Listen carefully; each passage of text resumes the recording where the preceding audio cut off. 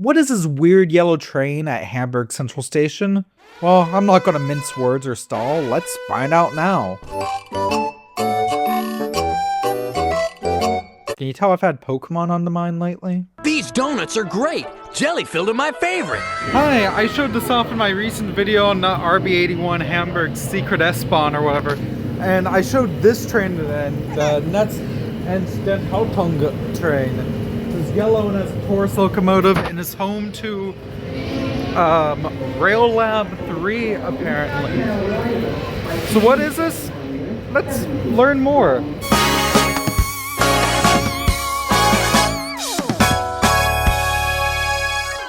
Anyways, welcome to Hamburg Hauptbahnhof, the main train station in Hamburg, Germany. Now, you've been following my adventures with my friends on this channel, and you know that at the end of the last video where we rode Hamburg's so-called secret S-Bahn line, the RB81, that we had just gotten off the train back in Hamburg and saw this beautiful yellow thing standing on the platform next to us. Well, I'm off the RB81.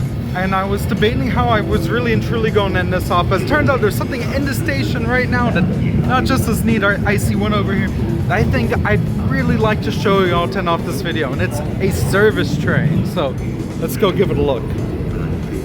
This is your end screen gift.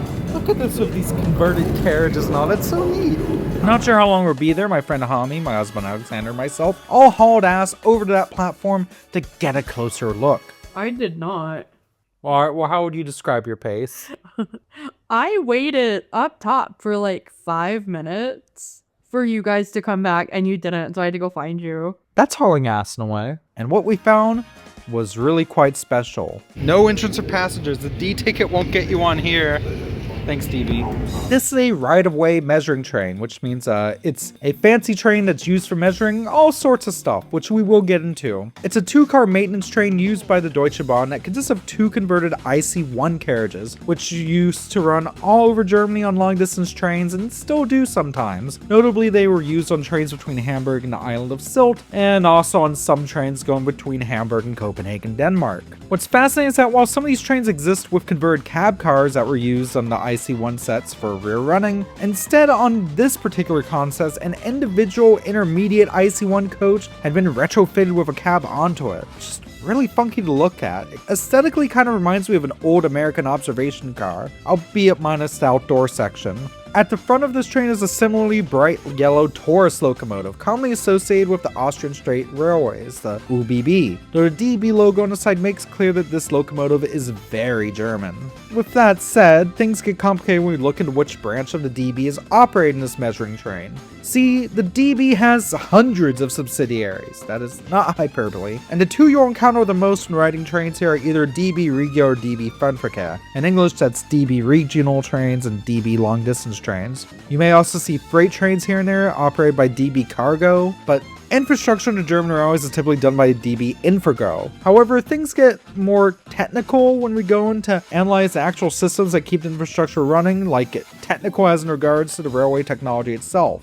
Literally, technically. These trains are run by another DB subsidiary, DB Systemtechnik. However, as we're still dealing with physical infrastructure as well, they're run by DB Systemtechnik on behalf of DB Infrago. Because while they're both subsidiaries of the greater DB group, they're 2 separate entities that have to hash out agreements and stuff, because German bureaucracy is complex, scary, confusing, and honestly part of the reason why I'm currently in therapy. Hey, I'm here in front of the DB Infrago building in Bremen, Germany. I really gotta say, yeah, that tracks. As for why Deutsche Bahn drivers aren't always the most fond of these yellow trains have the authorization to place down slow zones, which can lead to delays, which of course leads to headaches for the actual drivers and crews. That said, annoying as it is, it's being done for safety reasons, but like, I get it. I know how bad slow zones can be, I know how Boston was a few years back. Back to Hamburg Hauptbahnhof now. I peered into windows to get a peek of what was inside, though I wasn't sure if I was allowed to film that stuff, so I veered in a sigh of caution. However, inside the train was not only a bunch of computer equipment, but also a fully stocked kitchen. Nice. Now, I've already gone over why these are infamous among DB drivers, but why would these trains be able to put down slow zones? Well, see, the main purpose of these trains is to conduct all sorts of measurements. That's train and track noise emissions, cell service coverage around routes, potential comfort levels even, and perhaps most importantly, track geometry.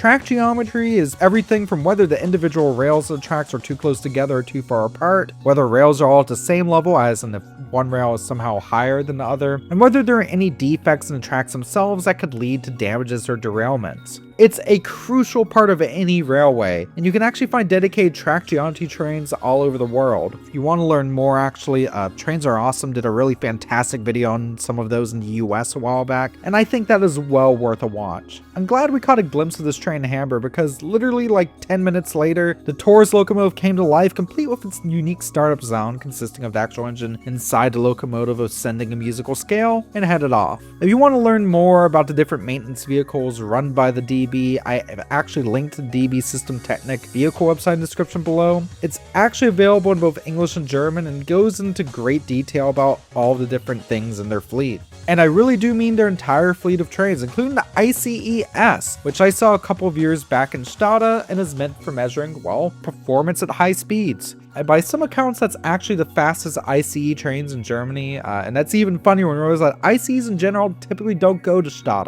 like, ever. This is such a funky store because this was not here originally. This was clearly retrofitted onto whatever carriage this was originally. Oh, bye, Mr. Train.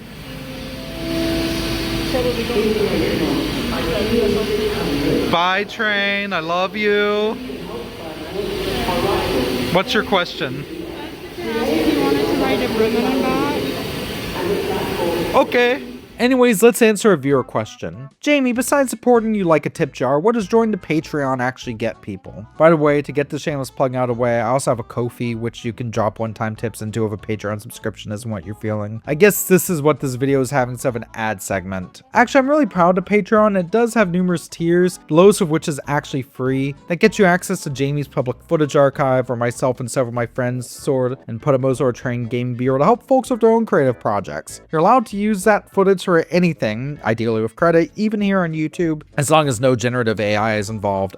We do not support slop. However, I do also have an exclusive Patreon vlog series, Rex's with Jamie, which has consistently had videos out every Friday. There's also an option to get your name in the credits of video, the chance to guarantee a viewer question submission, even get a monthly personalized postcard from me anywhere you are in the world. And also a special Discord/Revolt role, if that's your thing. I guess it's called Stoat now, isn't it?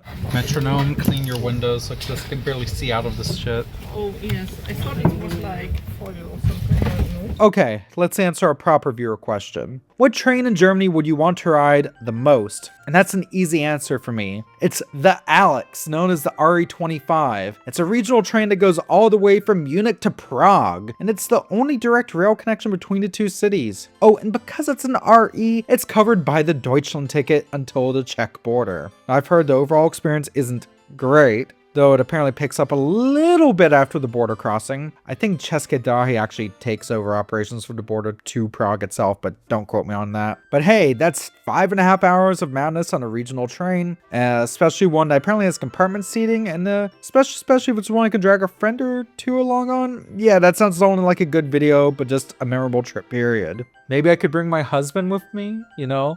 Bring my Alex on the Alex. I'm not humoring this one.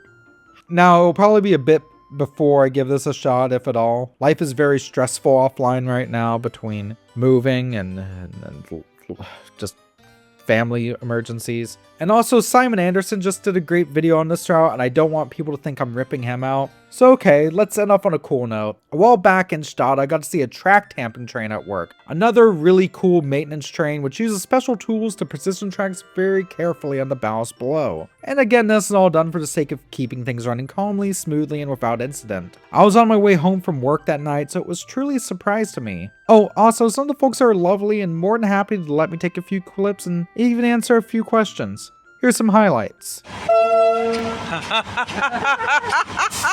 Sorry, I just want the minion.